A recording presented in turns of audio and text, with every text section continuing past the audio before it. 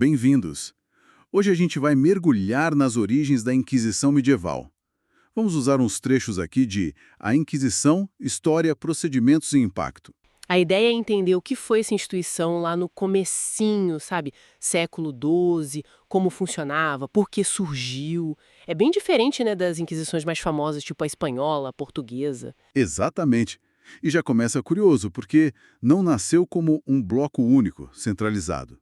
Não mesmo. Foi mais uma resposta da igreja a certos movimentos, né? Como os cátaros, os valdenses, Que desafiavam a autoridade da isso, igreja. principalmente ali no sul da França, norte da Itália. Então, se não era centralizada no começo, o que definia a Inquisição nesse período inicial? Qual era o foco principal? O foco era a heresia.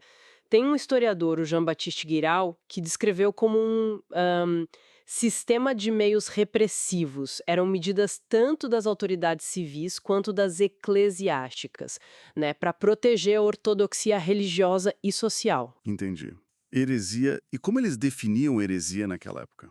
Ah, essa definição é chave. Roberto Grosseteste disse que era tipo uma opinião fundada nas escrituras, contrária aos ensinamentos da igreja, mas que era declarada publicamente e defendida obstinadamente. O ponto crucial não era só o erro teológico. Podia ser um erro, mas se a pessoa não fosse teimosa. Ah, a obstinação. A teimosia era o problema. Exato, a obstinação. Isso até mudou o processo legal. Antes tinha o accusatio, que era uma acusação direta, mais arriscada para quem acusava.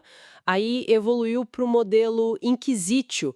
O juiz investigava ativamente, muitas vezes baseado no que chamavam de pública fama. A reputação da pessoa na comunidade. Isso, a fama pública do suspeito. Interessante isso da obstinação. E essa abordagem mais local, dos bispos, como era antes, de ficar mais, digamos, estruturada. Pois é, o primeiro formato foi a chamada Inquisição Episcopal.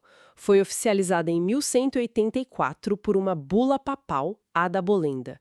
Basicamente, cada bispo cuidava da sua área, bem descentralizado mesmo. Foi uma resposta direta ao crescimento dos cátaros, principalmente. Mas pelo visto não funcionou também, né? Essa abordagem local teve suas falhas.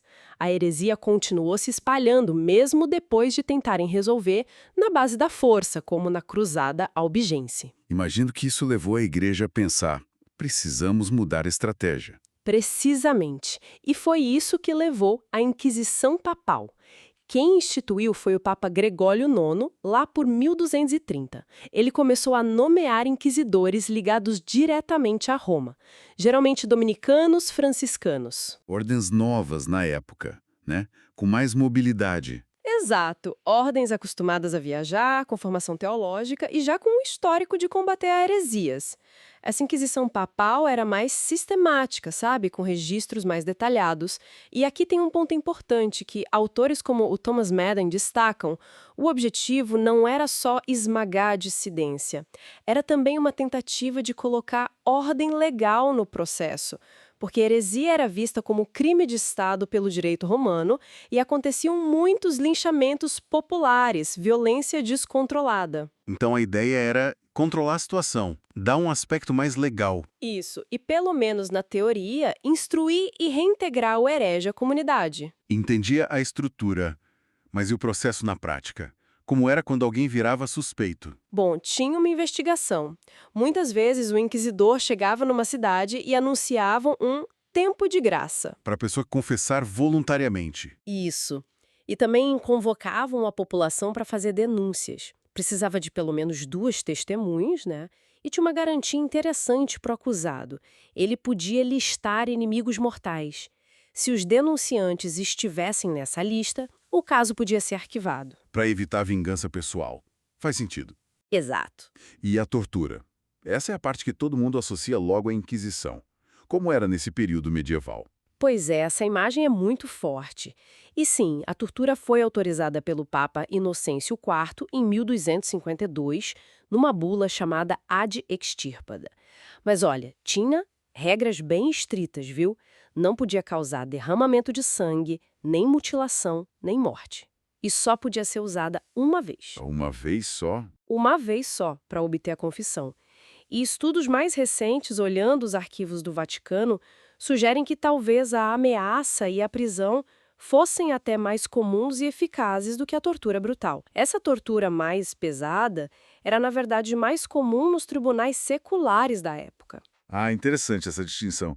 Quer dizer, não era a regra absoluta da Inquisição, como às vezes parece. Não era o método principal, digamos assim. Certo. E as punições para quem era considerado culpado, afinal? Variava bastante. Para quem se arrependia, tipo cátaros que voltavam para a igreja, podia ser uma penitência pública, usar cruzes amarelas na roupa, fazer peregrinações, coisas assim. E para quem não se arrependia, ou para quem voltava atrás? Aí a coisa complicava. Quem se recusava a abjurar a heresia, ou quem era relapso voltava a ela depois de ter se retratado, esses eram entregues ao braço secular. Ou seja, a autoridade civil, o rei e o senhor local. Exatamente. E aí sim, eram eles que aplicavam as penas mais severas, como a morte na fogueira.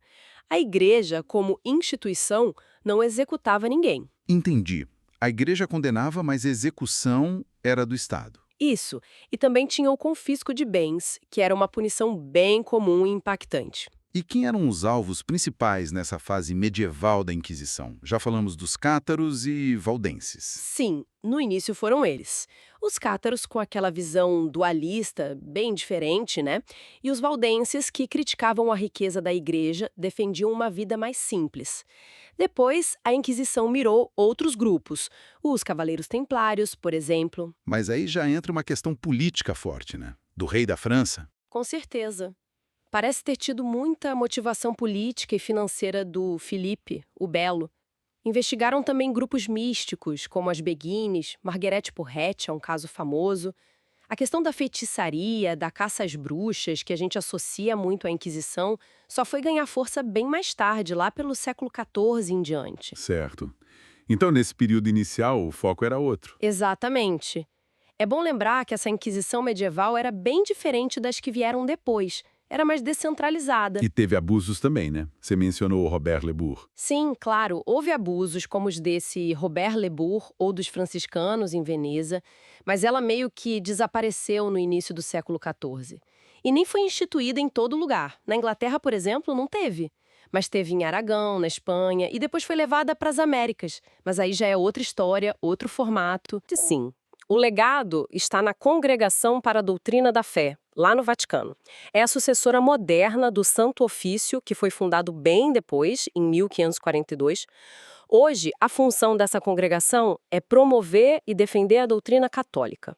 Isso inclui investigar delitos graves dentro da própria igreja. Bom, então, recapitulando rapidamente. A Inquisição medieval foi uma resposta complexa, que evoluiu, começou descentralizada, focada em grupos específicos e desenvolveu procedimentos que buscavam uma certa legalidade. Isso, embora envolvesse coerção e punições que, para nós hoje, parecem brutais. E com nuances importantes, né?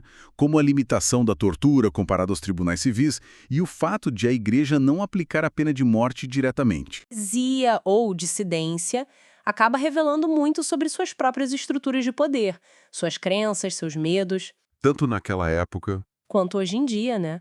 Como lidamos com o que é diferente, com o que desafia o status quo. É algo para se pensar.